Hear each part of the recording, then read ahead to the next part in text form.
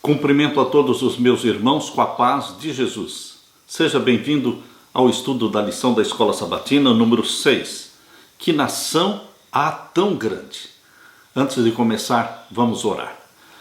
Pai querido que estás nos céus, na tua presença nos introduzimos confiando nos méritos de Jesus.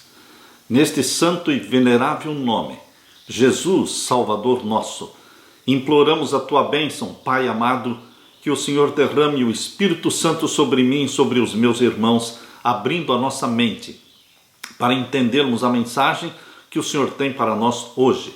É em nome de Jesus que pedimos. Amém. Que nação há tão grande? Queridos, de que nação a palavra de Deus está falando? Nós lemos o verso áureo. E que grande nação há que tenha estatutos e juízos tão justos como toda esta lei que hoje eu lhes proponho? Deuteronômio capítulo 4 e o verso 8. Aqui está falando da nação de Israel. Queridos, que nação existe no mundo hoje e que existia lá no tempo de Babilônia, no tempo dos hititas? A prova da existência de Deus, uma das mais fortes provas da existência de Deus, é a existência da nação de Israel. Uma vez, o rei Frederico II, o rei da Prússia, ele perguntou para o seu médico: você poderia me dar pelo menos uma prova, uma evidência de que Deus existe? E o seu médico disse: sim, Sua Majestade, eu posso dar uma prova de que Deus existe. O povo de Israel. O povo de Israel é uma prova de que Deus existe. Você conhece algum babilônio? Você conhece algum filisteu, algum hitita ou algum amalequita? Não, não é? Eu também não. Mas eu conheço judeus. Eu conheço Israel. Israel existe. Israel começou com o patriarca Abraão, que veio lá de Ur dos Caldeus, na Mesopotâmia, e nasceu a nação de Israel, e ela existe, ela sobrevive até hoje. Queridos, esta é uma prova. Mais ou menos 13 milhões de judeus existem hoje no mundo, sendo que 41% deles vive ali em Israel. Em geral, o que torna uma nação grande é o que esta nação realiza, o seu poder político, suas terras, suas façanhas na guerra ou a sua própria riqueza. Mas, queridos, nada disso caracterizava a nação de Israel. A pergunta retórica de Moisés, que grande nação há? Deuteronômio 4, verso 8, indicava sim que essa era a maior nação do mundo. Esse povo de ex-escravos, migrantes sem teto, dificilmente se encaixaria na definição de uma grande nação. O que tornava a nação de Israel tão grande, tão poderosa, não é o que ela fez ou deixou de fazer, não era o que ela era ou não era, mas o seu Deus, o Deus de Israel, fez desta nação a maior nação da terra e preservou a existência dela até os nossos dias. Queridos, é exatamente sobre este tema que nós estamos estudando esta semana. Que nação há tão grande? Uma prova da existência de Deus. Na parte de domingo, não acrescentem e nem diminuam. Nós não poderemos acrescentar e nem diminuir nada da palavra de Deus. Esta foi a ordem dada por Deus para o povo de Israel naquele tempo, mas esta também é a ordem dada por Deus aqui em Apocalipse capítulo 22. Abra sua Bíblia. Em Apocalipse capítulo 22, nós vamos ver aqui o verso 18. Porque eu testifico a todo aquele que ouvir as palavras da profecia deste livro, que se alguém lhes acrescentar alguma coisa, Deus fará vir sobre ele as pragas que estão escritas neste livro. E se alguém tirar quaisquer palavras do livro desta profecia, Deus tirará sua parte da árvore da vida e da cidade santa que estão escritas neste livro. Hoje nós não poderemos acrescentar e nem tirar qualquer palavra desta profecia do Apocalipse. Da mesma forma, quando Moisés falou para Israel lá em Deuteronômio, abra a sua Bíblia, Deuteronômio capítulo 4. Deuteronômio capítulo 4, vamos ver então o verso 1 e o verso 2. Aqui nós lemos: Agora, pois, ó Israel, ouve os estatutos e os juízos que eu vos ensino, para os cumprirdes, para que vivais e entreis e possuais a terra que o Senhor, Deus de vossos pais, vos dá. Não acrescentareis à palavra que vos mando, nem diminuireis dela, para que guardeis os mandamentos do Senhor vosso Deus, que eu vos mando. Queridos, não acrescentar e nem tirar, mas obedecer. Obedecer o que Deus falou, o que Deus mandou. Vamos ler também Deuteronômio capítulo 12. Deuteronômio capítulo 12 e o verso 32. Tudo o que eu vos ordeno observareis, nada lhe acrescentarás, nem diminuirás. O Senhor disse a eles que cumprissem os estatutos e os juízos, e que não acrescentassem nem diminuíssem nada da sua palavra. Por quê? Afinal, por que alguém iria querer mudar a lei de Deus? Nós sabemos a resposta. Satanás tem sido perseverante e infatigável em seus esforços para levar avante a obra que ele começou lá no céu, mudar a lei de Deus. E Satanás não quer somente mudar, ele quer anular a lei de Deus. Ele tem tido sucesso em levar o mundo a crer na teoria que ele apresentou lá no céu antes da sua queda, de que a lei de Deus era defeituosa e necessitava ser revisada. Grande parte da professa igreja cristã hoje ainda está tendo a mesma atitude satânica de querer revisar a lei de Deus, mudar a lei de Deus ou anular a lei de Deus. Por palavras, por atitudes, por sermões, ministros evangélicos estão tentando anular a lei de Deus, cometendo o mesmo erro de Satanás.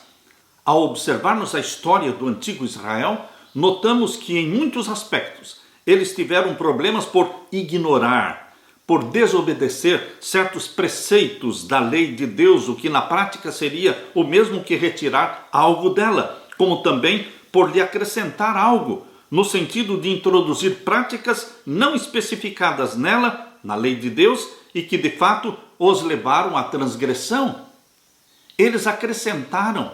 Deus deu 10 mandamentos e eles transformaram os 10 mandamentos em 613 mandamentos. Lembre-se, nós não poderemos tirar, mas também não podemos acrescentar. Em Mateus capítulo 15, versos 1 até o verso 9, abra sua Bíblia. Mateus capítulo 15 e os versos 1 até o verso 9. Aqui nós lemos: Então chegaram ao pé de Jesus uns escribas e fariseus de Jerusalém, dizendo: Por que transgridem os teus discípulos a tradição dos anciãos? Para Israel, no tempo de Jesus, o mais importante era a tradição. E hoje? O que é mais importante para a igreja de Roma? Não é a tradição? Nós sabemos que Deus tem milhões e milhões de filhos e filhas sinceros dentro da igreja de Roma e dentro das igrejas protestantes, mais de 42 mil igrejas cristãs. Queridos, mas o que é mais importante? A palavra de Deus ou a tradição? Aqui em Mateus capítulo 15, verso 2 diz: Por que transgridem os teus discípulos a tradição dos anciãos? Pois não lavam as mãos quando comem pão. Essa era uma tradição. Eles tinham que lavar as mãos 7 vezes. 7 vezes lavar as mãos antes de comer. Isso era mandamento do Senhor? Não. Era uma tradição. Será que Jesus e os discípulos comiam com as mãos sujas? Não. Eles lavavam as mãos. Mas eles não lavavam 7 vezes. Você também, eu não lavamos 7 vezes as mãos? Queridos, mas a tradição exigia que se lavasse 7 vezes. Por isso, os doutores da lei, os fariseus, os escribas, estavam criticando Jesus e os discípulos. Por que transgridem os teus discípulos a tradição dos anciãos, pois não lavam as mãos quando comem pão? Ele, porém, respondendo, disse-lhes: Por que transgredis vós também o mandamento de Deus pela vossa tradição? Existem os mandamentos de Deus e existe a tradição. Nós podemos estar transgredindo os mandamentos de Deus por causa da tradição. A guarda do domingo é tradição romana, que veio lá do quarto século. A primeira lei dominical foi em 321, pelo imperador romano Constantino. Depois, no concílio de Laodiceia, 364, foi oficialmente introduzida a guarda do domingo pela Igreja de Roma e passou para todas as igrejas cristãs. Todas as igrejas estão obedecendo os mandamentos da Igreja Mãe, da Igreja de Roma. São filhas de Babilônia. Meu querido irmão, isso é tradição. Não existe na Bíblia nenhum mandamento mandando guardar o domingo. Nós deveremos ler a palavra de Deus e aplicá-la para a nossa vida. Será que existe alguma tradição na sua religião, na sua igreja, na sua vida, que está transgredindo os mandamentos de Deus? Mandamentos de Deus são de Deus, tradições são de homens. Por isso Jesus disse: por que transgredis vós também o mandamento de Deus pela vossa tradição? Porque Deus ordenou, dizendo: honra o teu pai e a tua mãe, e quem maldisser o pai ou a mãe, morra de morte. Mas vós dizeis: qualquer que disser ao pai ou à mãe, é oferta ao Senhor, o que poderias aproveitar de mim? Esse não precisa honrar nem ao seu pai, nem à sua mãe. Deus exigia que os filhos cuidassem dos pais, sustentassem os pais, até a velhice. Mas, queridos, a tradição judaica diz que quando um filho dedicava para o templo toda a sua fortuna, toda a sua riqueza, todos os seus bens, ele estaria desobrigado de cuidar dos pais e sustentá-los. Ou seja, através de uma tradição, eles estavam invalidando o mandamento de Deus que diz: honra o teu pai e a tua mãe. Por isso Jesus mencionou, o verso 6 diz: e assim invalidastes pela vossa tradição o mandamento de Deus. Hipócritas, Jesus falou, bem profetizou Isaías a vosso respeito, dizendo: este povo me honra com os seus lábios, mas o seu coração está longe de mim. Mas em vão me adoram ensinando doutrinas que são preceitos dos homens. Queridos, nem tudo que brilha é ouro. Existe muita tradição sendo praticada, obedecida pelas igrejas cristãs, pela Igreja de Roma, mas nós temos que estudar a palavra de Deus e descobrir o que é tradição e o que é mandamento de Deus. E como filhos e filhas de Deus, deveremos obedecer a Deus, não às tradições humanas. Quando os hebreus finalmente entraram na terra prometida, com frequência ignoraram, por exemplo, as advertências diretas sobre a idolatria. O segundo mandamento da lei de Deus, dos 10 mandamentos, condena terminantemente a adoração de imagens de ídolos. Mas este mandamento foi retirado da lei de Deus. A lei dos 10 mandamentos que está lá no Catecismo Romano, aquela lei não contém o segundo mandamento da lei de Deus. A lei de Deus foi invalidada porque arrancaram o segundo mandamento que proíbe a adoração de imagens, se ajoelhar diante de imagens, mesmo que sejam imagens de pessoas que amavam a Deus, chamados de santos, não poderemos nos ajoelhar diante dessas imagens. Assim também naquele tempo Israel negligenciou o mandamento de Deus e começou a idolatrar, adorar ídolos, divindades pagãs. Seguiram muitas práticas pagãs, algumas vezes até como parte da sua suposta adoração de Deus. No entanto, na época de Jesus, haviam acrescentado todos os tipos de tradições humanas que, como o próprio Senhor Jesus disse, invalidavam a palavra de Deus. Queridos, acrescentando ou retirando, a lei foi alterada. E hoje, como é? Muitos não estão acrescentando, estão tirando os mandamentos de Deus. Removeram o segundo mandamento da lei de Deus, que proíbe a adoração de imagens. E removeram o quarto mandamento da lei de Deus, que diz: lembra-te do dia do sábado para o santificar. 6 dias trabalharás, farás toda a tua obra, mas o 7º dia é o sábado do Senhor teu Deus. E o que colocaram no lugar deste quarto mandamento da lei de Deus? Colocaram guardar domingos e festas. Queridos, eu sei que você que está me ouvindo, não importa a placa da sua igreja ou da minha igreja, você que está me ouvindo, você é um filho e uma filha sinceros. São sinceros, porque se não fosse não estariam me ouvindo. Que Deus derrame o Espírito Santo sobre você, meu querido irmão, para que você não acrescente, mas também que não tire. Que você e eu sejamos obedientes aos mandamentos de Deus e não à tradição dos homens. Aleluia! Na parte de segunda-feira, Baal Peor. Esta expressão bíblica, Baal Peor, lembra você do quê? Este nome tem um significado de apostasia. Esse nome tem significado do afastamento do povo de Deus. Quando o povo de Deus se uniu ao povo do mundo. Quando o povo de Deus começou a beber, a dançar, a se prostituir como os outros que não eram povo de Deus. Deus quer santidade do seu povo. Deus não quer que Baal Peor se repita na sua vida, na sua igreja, no seu tempo. Tudo que foi escrito na palavra de Deus para o nosso ensino foi escrito. Para que não exista Baal Peor na sua vida, no seu lar. Abra a sua Bíblia em Deuteronômio capítulo 4, versos 3 e 4. Deuteronômios capítulo 4, e vamos ver então os versos 3 e 4.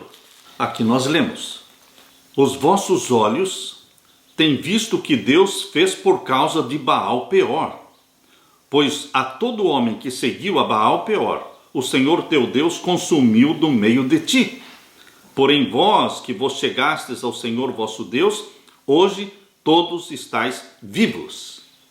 Todos os que não se uniram na prostituição, no carnaval, na festa e na dança, na bebedeira e na prostituição de Baal Peor, todos os que não se uniram a esta festa demoníaca permaneceram vivos. Mas aqueles que se prostituíram ali em Baal Peor, Deus os matou. Foram 24.000 que morreram do povo de Israel por causa daquele pecado. 24.000. Abra sua Bíblia em Números capítulo 25. Números capítulo 25. Vamos ver o verso 1 até o verso 15. Números capítulo 25 e o verso 1 até o verso 15. Aqui nós lemos: e Israel deteve-se em Sitim, e o povo começou a prostituir-se com as filhas dos moabitas. Moabe era filho de Ló. Ló teve filhos com as suas próprias filhas. Este foi o pecado das filhas de Ló. Por isso a descendência de Ló foi amaldiçoada por Deus, porque eles foram resultado de uma relação sexual das próprias filhas com o pai. Moabe e Amon.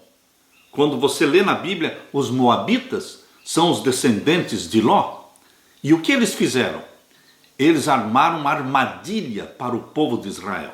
Aqui diz, capítulo 25, verso 1, Israel deteve-se em Sitim, e o povo começou a prostituir-se com as filhas dos moabitas. E convidaram o povo aos sacrifícios dos seus deuses. E o povo comeu e inclinou-se aos seus deuses. Juntando-se, pois, Israel a Baal Peor, a ira do Senhor se acendeu contra Israel. Disse o Senhor a Moisés: toma todos os cabeças do povo, enforca-os ao Senhor diante do sol, e o ardor da ira do Senhor se retirará de Israel.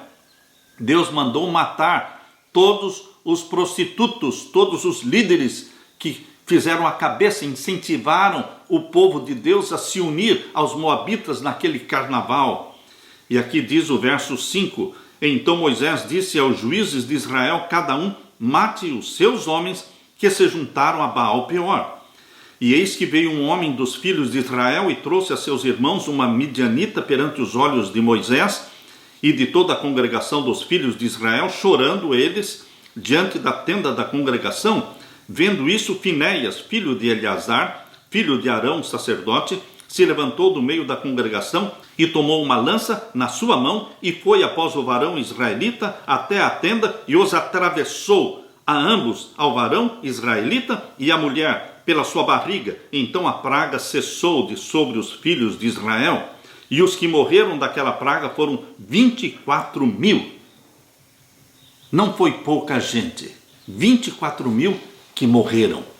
Queridos, Deus não aceitava a prostituição naquele tempo. Deus não aceita a prostituição hoje.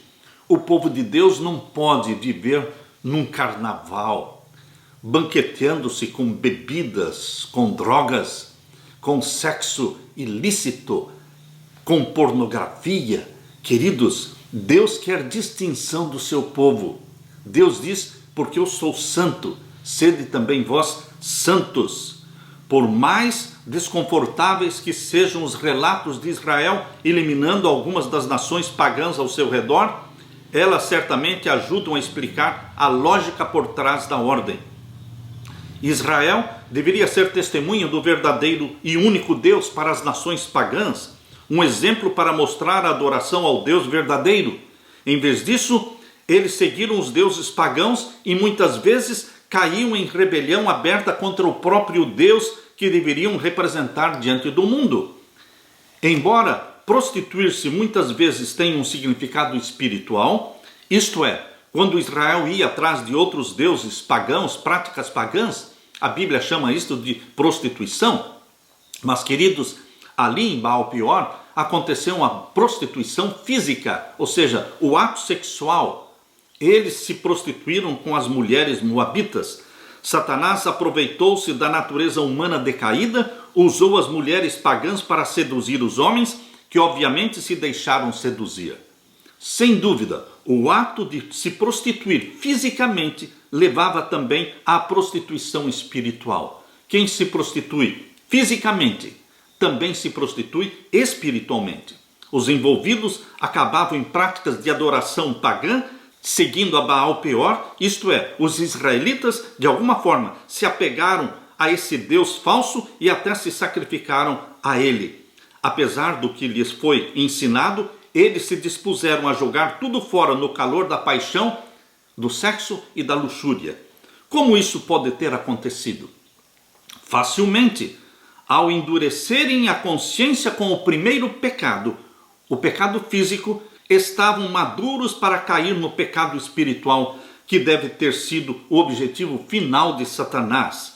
Eles haviam se tornado tão degradados que, de acordo com o texto, um homem trouxe uma mulher midianita para o próprio acampamento diante de Moisés e do povo, que chorava do lado de fora do tabernáculo. Mas Deus exigiu a morte deles. Queridos, o comer e o beber errôneos nos leva a um pensar e a um agir errôneos também. Quando as pessoas se prostituem comendo e bebendo, aquilo que anuvia a mente, que confunde o cérebro, confunde os pensamentos, eles vão tomar decisões erradas. O comer e o beber errôneos resultam num pensar e agir errôneos. Deus nos deu as leis da saúde. Deus exige que você seja santo no pensamento, santo em seu corpo. Santidade ao Senhor. É isso que tem que ser escrito na nossa testa. Santidade ao Senhor. Aleluia. Na parte de terça-feira, sejam fiéis ao Senhor. Milhares morreram por seguirem Baal-Peor. Todos os que seguiram Baal-Peor foram destruídos. No entanto, muitos não apostataram. Quem foram estes que não se apostataram? Os que permaneceram ao lado de Deus. Nós lemos aqui em Deuteronômio capítulo 4 e o verso 4. Abra sua Bíblia. Deuteronômio capítulo 4 e o verso 4. Aqui nós lemos: porém vós que vos chegastes ao Senhor vosso Deus, hoje todos estáis vivos. Queridos, Deus honrou aqueles que foram fiéis. Deus honra hoje ainda aqueles que são fiéis. Como é com você? Você é como aqueles que se prostituem? Ou você é como aqueles que são fiéis ao que Deus pediu? Obedientes a Deus. Qual é a diferença entre aqueles que caíram em pecado e os que não o fizeram? Qual é a mensagem importante a respeito do pecado, da tentação e do poder de Deus em nossa vida? Observe o contraste entre a palavra todos, neste verso de capítulo 4, verso 4 de Deuteronômio, a palavra todos nesse verso e no verso anterior. Todos os que seguiram a Baal-peor foram destruídos, mas todos os que permaneceram leais a Deus permaneceram vivos.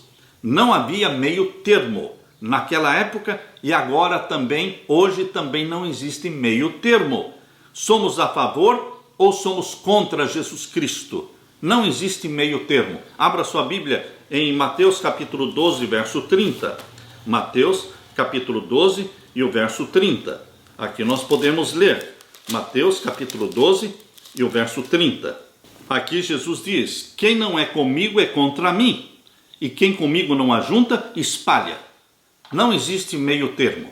Ou nós somos a favor de Jesus Cristo, ou somos contra Jesus Cristo. Não tem como você ser um meio cristão. Metade da sua dedicação a Jesus Cristo e a outra metade da sua dedicação a Satanás. Não, queridos. A palavra que Jesus Cristo falou não deixa margem para você ficar em cima do muro. Você tem que se posicionar a favor de Jesus ou contra Jesus. Em Judas 24, verso 24 de Judas, abra sua Bíblia. Judas e o verso 24. Aqui nós lemos: ora, há aquele que é poderoso para vos guardar de tropeçar e apresentar-vos irrepreensíveis com alegria perante a sua glória. Deus que nos chama do pecado para a santidade. O Deus que disse: sede santos porque eu sou santo.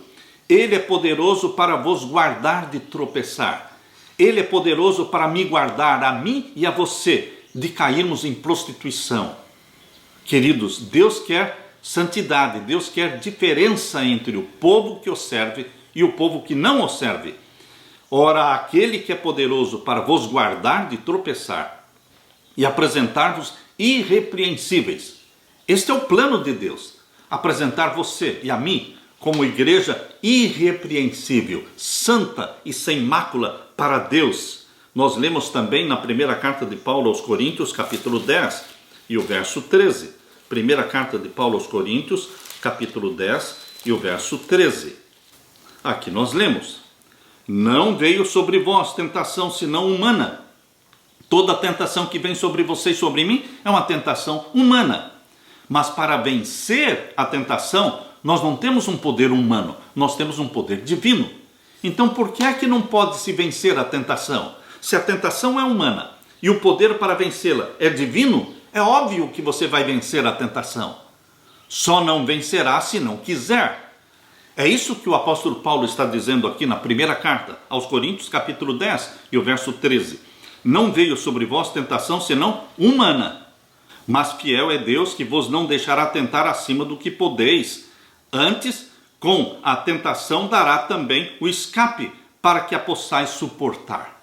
Você tem à sua disposição Jesus Cristo, seu Salvador, que derrama sobre você o Espírito Santo, para que o Espírito Santo habite em você, habite na sua mente, habite no seu corpo. Afinal, nós somos templos do Espírito Santo, casa de Deus. Deus habita em você através do Espírito Santo. E o Espírito Santo nos santifica.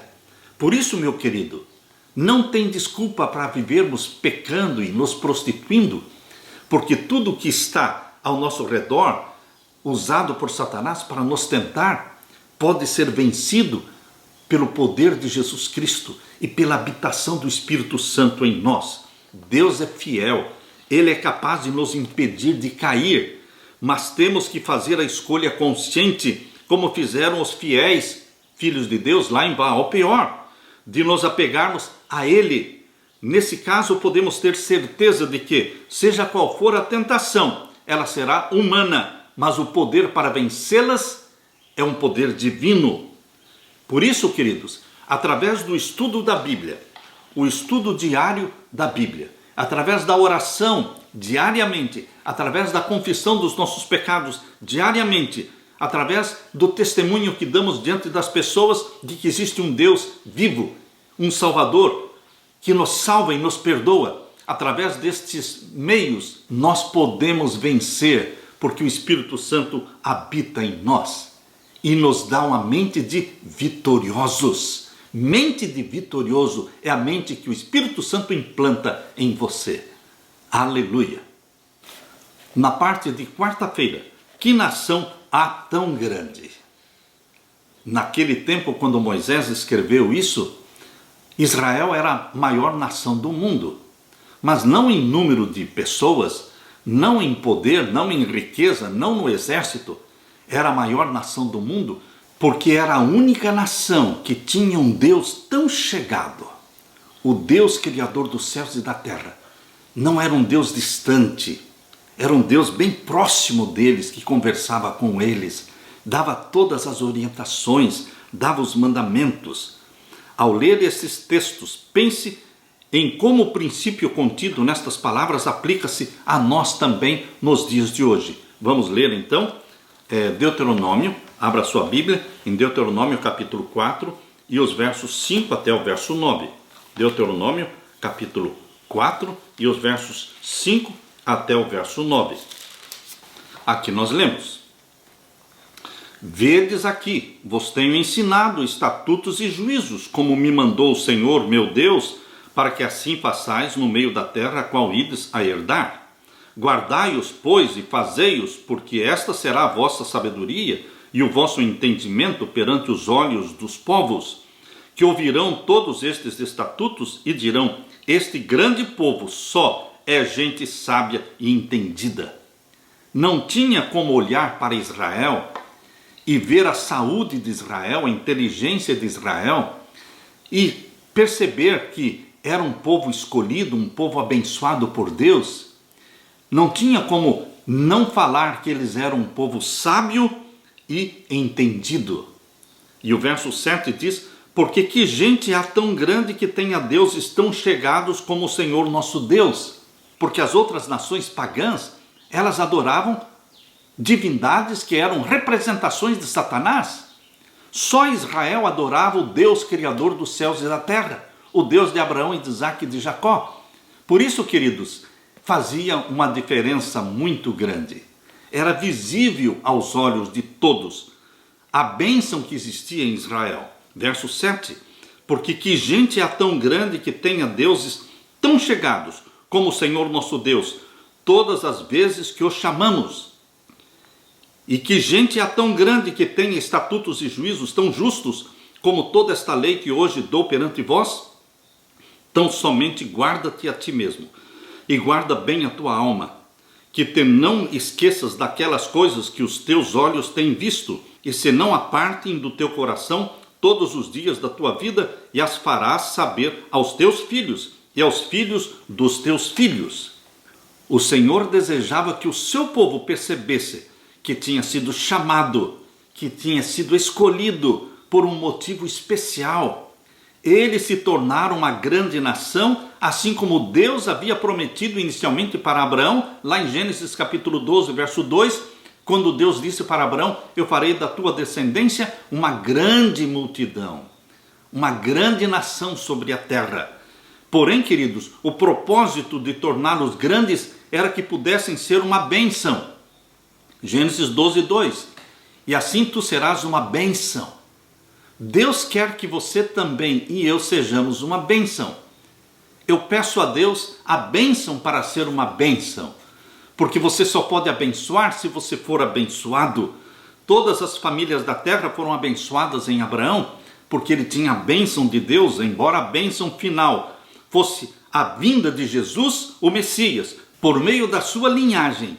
Até lá, eles deveriam ser a luz do mundo, até que viesse o Messias, o Salvador do mundo, que viria da descendência de Abraão. Farei também com que você seja uma luz para os gentios, para que você seja a minha salvação até os confins da terra. Isaías 49, verso 6.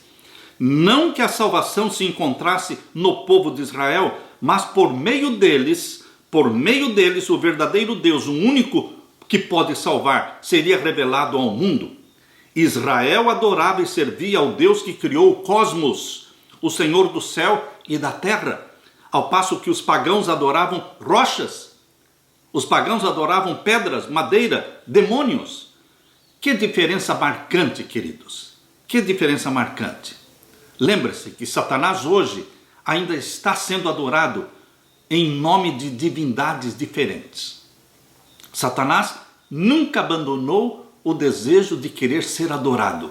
E hoje ele ainda está disfarçado em filmes, em músicas, em desenhos, disfarçado em imagens de santos canonizados. Satanás continua sendo adorado hoje sutilmente. E as pessoas não estão percebendo que estão adorando a Satanás. Como os pagãos adoravam Satanás, adorando suas divindades pagãs, hoje também muitos que são chamados de cristãos estão adorando Satanás. Disfarçado em alguma coisa, em algum objeto, em alguma música, em algum filme, em algum nome de um santo canonizado. Queridos, deveremos estar alertas. Israel adorava e servia a Deus que criou o cosmos. Você e eu adoramos o Deus criador dos céus e da terra. Mas Deus deu o sábado, o quarto mandamento da lei de Deus, para mostrar, para provar que Ele é o criador do cosmos. Quando as pessoas guardam o domingo e não o sábado, eles não estão adorando o Deus criador do universo. Por que as pessoas adorariam o Deus Sol, sendo que elas podem adorar o criador do Sol? O Deus Sol é Satanás e Sunday, dia do Sol, é adoração a ele. Por que adorar a Satanás e não adorar o criador do Sol, o criador do céu, da terra, das fontes das águas? Por isso, queridos, lá na lei de Deus, o quarto mandamento diz: lembra-te do dia do sábado para o santificar. 6 dias trabalharás, farás toda a tua obra, mas o 7º dia é o sábado do Senhor teu Deus.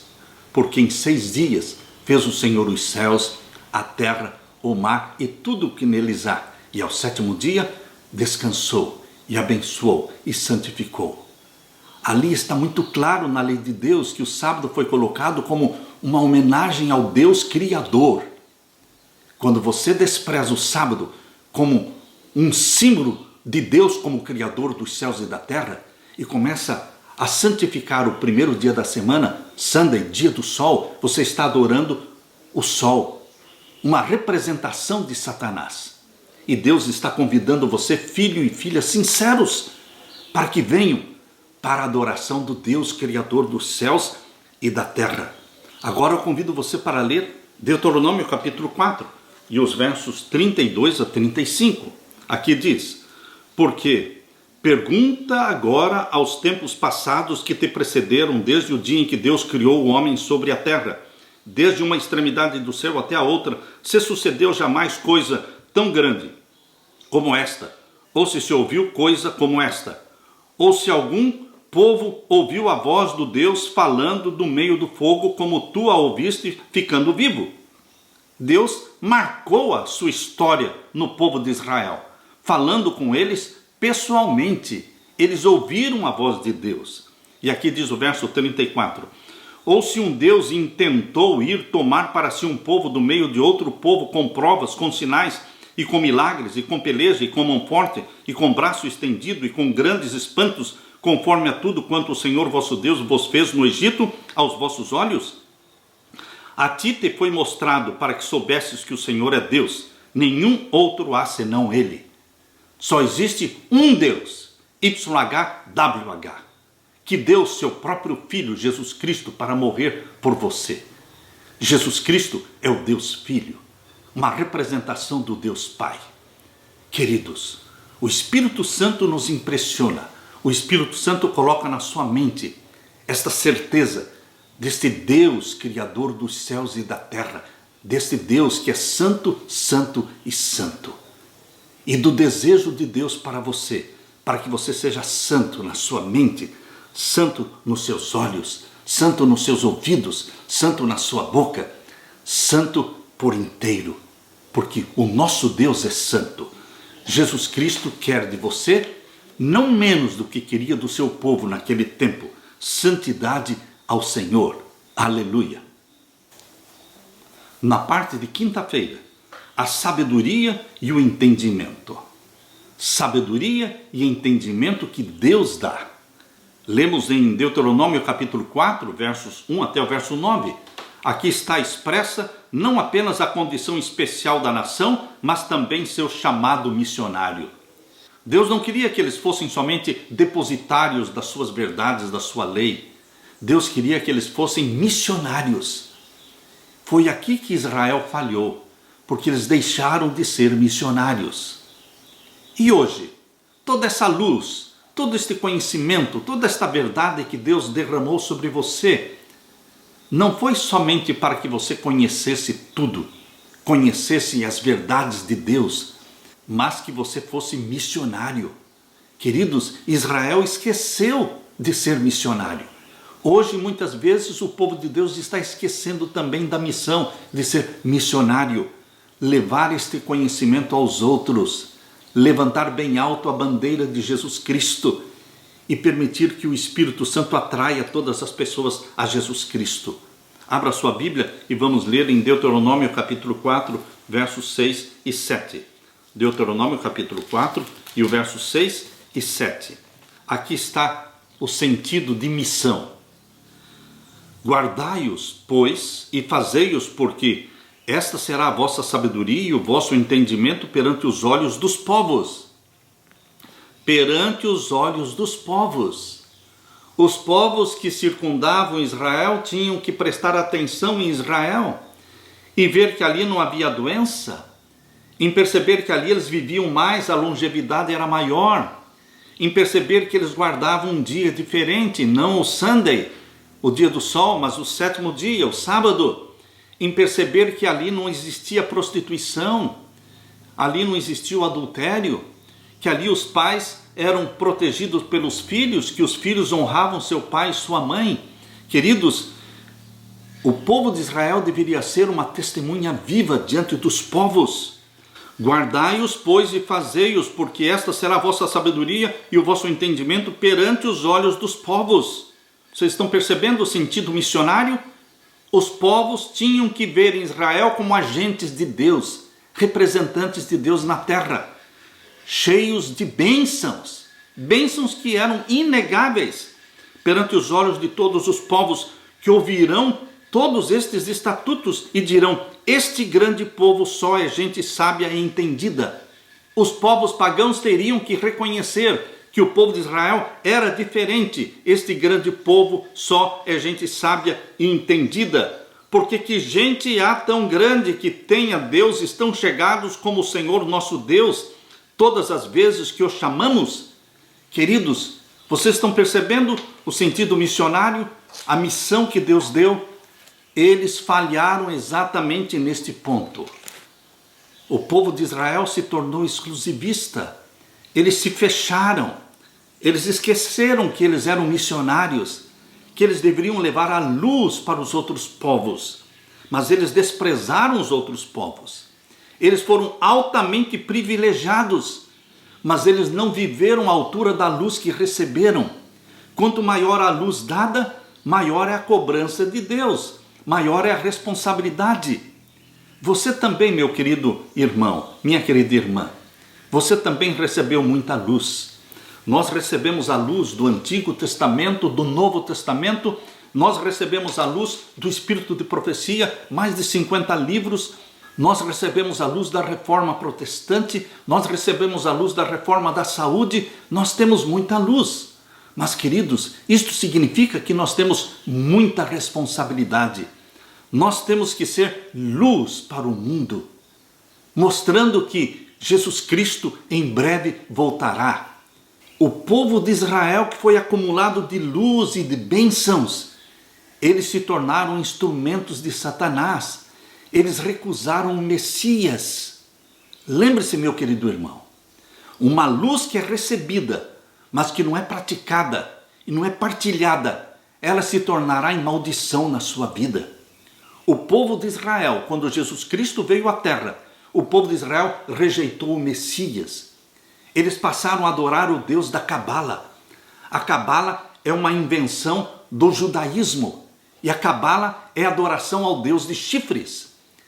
Da adoração ao Deus da Cabala veio a maçonaria. A maçonaria é também algo que veio do judaísmo. Quando você pensa que Cabala e maçonaria, ambos vieram do judaísmo, e os judeus, o povo de Israel, foi o povo que recebeu a maior luz que já existiu em todo o mundo, nós ficamos pensando, como pode ter acontecido isso? Ah, meus queridos, altamente privilegiados, altamente abençoados, acumulados de luz e de conhecimento, mas não praticaram, não partilharam a luz. Por isso, eles rejeitaram o Messias. Por isso, Satanás ganhou terreno na mente deles.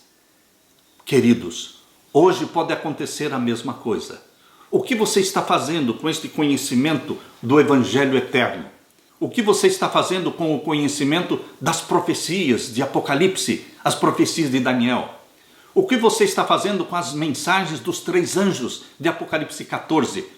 Com toda esta orientação profética que Deus nos tem dado, com todo este conhecimento que Deus nos dá sobre profecias, sobre a reforma da saúde, o que nós fazemos com tudo isso? Estamos partilhando com o mundo? Estamos vivendo esta luz abundante ou estamos negligenciando? Jesus Cristo nos colocou no mundo, a você e a mim, para sermos sal da terra, para sermos luz do mundo. Abra sua Bíblia em Mateus capítulo 5 e os versos 13 a 16. Mateus capítulo 5 e os versos 13 a 16. Aqui nós lemos: Vós sois o sal da terra, e se o sal for insípido, com que se há de salgar? Nós, filhos e filhas de Deus, não poderemos nos misturar com o mundo ao ponto de perder a nossa identidade. A igreja de Deus, os cristãos, os comprados pelo sangue de Jesus Cristo, estão perdendo a sua identidade e se tornando um com o mundo, um no comer e no beber, um no vestir, um no assistir filmes e ouvir músicas que são mundanos. Queridos, um na prática sexual, pornográfica. Queridos, nós não podemos nos tornar um com o mundo. Deus quer distinção do seu povo. Por isso diz aqui, vós sois o sal da terra. Não podemos nos tornar insípidos. Não podemos perder o sabor do evangelho do nosso Senhor Jesus Cristo. Porque o sal que fica insípido, diz aqui, para nada mais presta, senão para ser lançado fora e ser pisado pelos homens. E o verso 14 diz, vós sois a luz do mundo. Não se pode esconder uma cidade edificada sobre um monte. Ninguém consegue esconder a luz. Você tem que deixar que ela brilhe. Nem se acende uma candeia e se coloca debaixo do alqueire, mas no velador, e dá luz a todos que estão na casa. Assim resplandeça a vossa luz diante dos homens, para que vejam as vossas boas obras e glorifiquem ao vosso Pai que está nos céus. A missão que Jesus Cristo está dando para você é a mesma: ser luz, ser sal, ser evangelista, cumprir com a missão de Deus, de preparar um povo para a segunda vinda de Jesus. Queridos, Israel deveria preparar o mundo para a primeira vinda de Jesus. Falhou no cumprimento desta missão. Hoje, Deus está chamando você para preparar um povo para a segunda vinda de Jesus. Não vamos falhar. Que Deus o batize com o Espírito Santo. Que Deus dê para você e para mim o poder do Espírito Santo, para vivermos vida santa. Mas não desprezando as pessoas, mas indo atrás delas, abençoando-as com o Evangelho eterno, abençoando-as com a bendita esperança da breve volta de Jesus. Que esta seja a sua missão, a nossa missão, e que a cumpramos pelo poder do Espírito Santo que em nós habita. Deixo com você a paz de meu Senhor Jesus Cristo. Esta é a minha oração. Amém.